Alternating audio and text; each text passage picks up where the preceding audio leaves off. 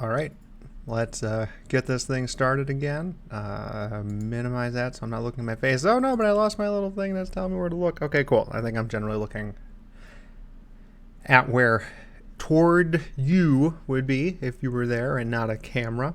Interestingly, the camera's a little bit higher, but when I'm looking like at the camera, it looks like I'm looking up toward you, which is maybe a little strange. So trying to move it down and have a point of reference there. So today is Tuesday. Uh, Thankfully, not as many bad meetings, so I don't have to rant about meetings today. I don't know how much people enjoy that kind of thing, but it was a venti kind of day. Anywho, so things to talk about today. It's a new day. Not so much to rant about. How about we talk a little bit about stuff that I'm working on right now? All right. So I haven't mentioned here before, but I'm kind of working on talking to something that isn't really there, just sort of talking with myself at a camera. And when I say the camera, now I have to look at the camera. The camera's up there, but I want to look that way. Oh well, whatever. I digress. But I'm working on this kind of thing to help me better tell stories to others, because I think there is a strong value in stories. And one of the other projects that I work on is a website called Prismatic Planet. And I initially made it as just a way for me to kind of reach out to others about environmental education, just topics about how the earth works, and generally encourage a better relationship with the planet just by understanding a bit more about it. I'm not an expert, but the best way I learn is to help others answer questions. So what I was doing here was starting a website to ask myself questions about what would I like to learn, and then spend a month or a few weeks out of every month learning about that thing and creating a well-researched page document about that topic that I wanted to learn for that month, and do it in an engaging way. The way that they're written isn't so much like a textbook, even though it would be probably an okay thing as a textbook or something, but the way it reads is more like a script. It reads more like a conversation. I don't want it to be like I'm talking facts at you, but having a conversation with you about this thing that is important. And that's kind of my way there of baking storytelling, or an aspect of storytelling engagement, with environmental education. Now, there's a lot of stuff out there that tries to do that kind of engagement. I don't want to say like there's a ton, but at least I've found a few things that try and bring environmental thoughts and concepts and education to people, but often they don't get a lot of, I don't know what's the word, traction. And I'm trying to see what those things were doing, what they did well, and how to build on those things. Things like Complexly's Nature League and PBS Digital Studios Hot Mess and Our Changing Climate and things like that.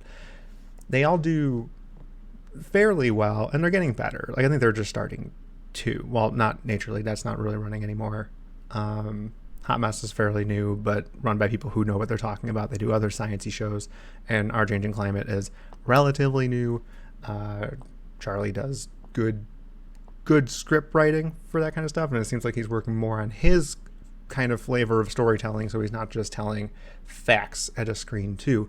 So that's good ways to start doing it, but I want to see if there's a spin that I can do on that, make it more of a conversation about environmental education, or just the environment in general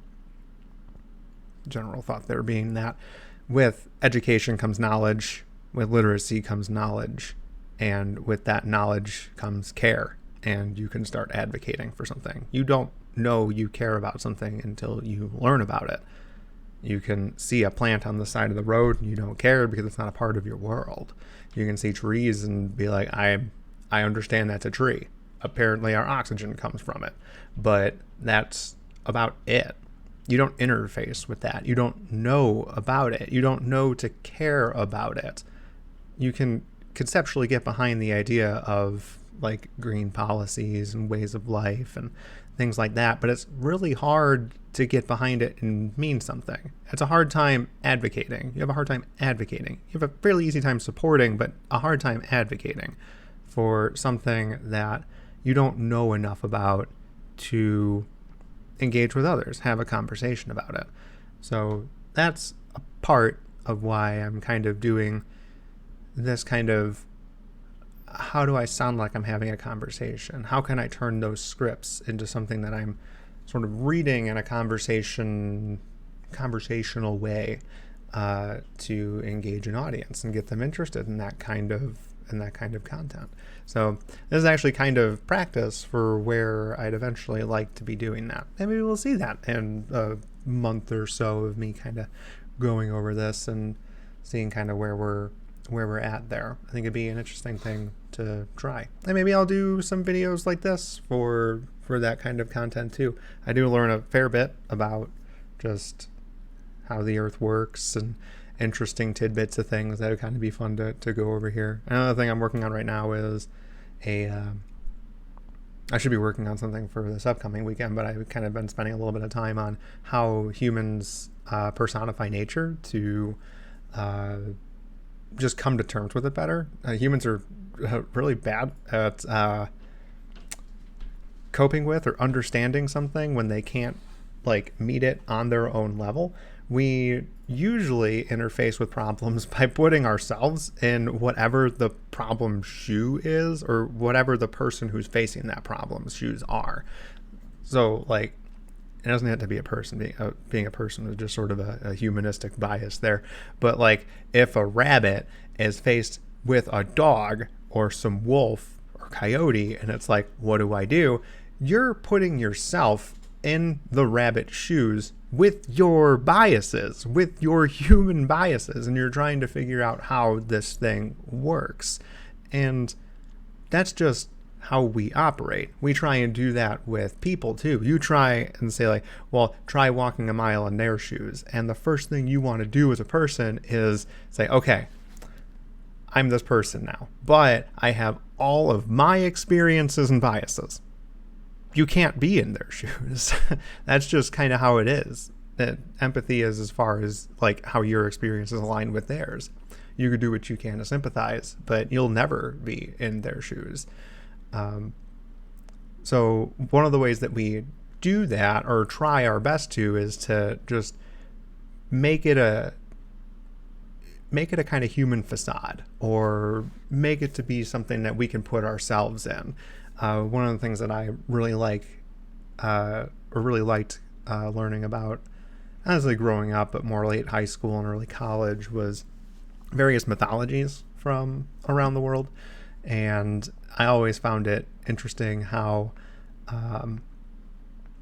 various cultures will, and sometimes they'll have their deities be abstract concepts, but in a lot of them, they end up being human-like, in a way. Even in some cases, human-shaped, human form, because that's how we interact with things. That's our easiest way of coping with and understanding something, is I'm going to try and make this into a person. That's how I can empathize or sympathize or understand. And some of these deities,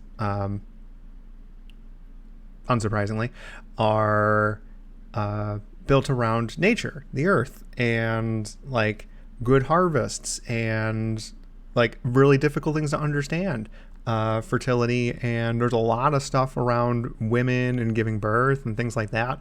There's just historically, we just don't know as much about women because we spend so much time studying men, but that's like how That's how we try and cope with it. It's like, we don't understand these things.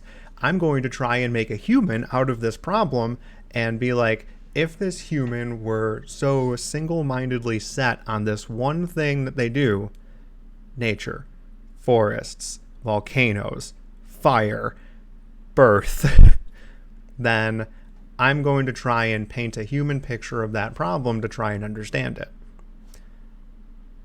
In a lot of cases, they're wrong. They're oversimplifications. But what they do is they tell stories. They are very good at being included in stories that people can engage with. And even if the picture they tell is wrong, what you get is people who care a lot about those specific things those deities stood for. Just by enjoying their stories and having even a grossly oversimplified view on what that deity does to do certain things, make it rain, allow a seed to sprout, things like that. Having a story associated to that concept helps people interact with the earth in a more, I guess, careful. That's not really the right word, but they care more about the thing that they're interacting with. And that makes a really big difference. You don't necessarily have to know, like, everything there is to know about a topic to get that level of care and advocacy. But that's one of kind of the interesting points there. I still have another couple weeks to kind of dig through a couple of those example deities and dig up some more information on how humans interfaced with those things that those deities represented, and how they may have helped foster a certain care and community in the humans who sort of gathered around that deity stories. So that's kind of a little bit of a background, one kind of what I'm looking into currently for one of the posts I'll be doing later this month on Prismatic Planet, but also kind of what I'm doing just in general. Stories are one of humanity's superpowers. It's how we've always conveyed who we are, how we are, and in some cases why we are. And I don't think that ever changes. It's just how we tell our story. So, yeah. Maybe we'll go ahead and leave it at that for today. And hopefully that was at least somewhat of a fun little conversation there. But yeah, hope you're having a fantastic day and week. And I think that's it. See ya.